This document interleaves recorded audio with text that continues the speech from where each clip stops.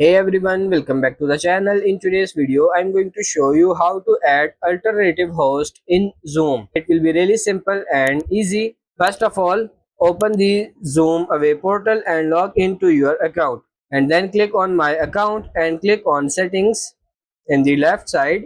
Now press Ctrl F on your keyboard and search co-host here.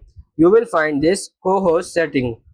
If this option is disabled, all you have to do is just enable this option from here, and after that open your Zoom client, and I'm going to go to my meetings tab, and here as you can see I have schedule a meeting here and I want to add alternative host in this meeting here. So I'm going to click on edit and click on this advanced options, and here you will find this option alternative host. So all you have to do is just enter here the host email address to add one or more alternative host, and then click on save, and then you are good to go.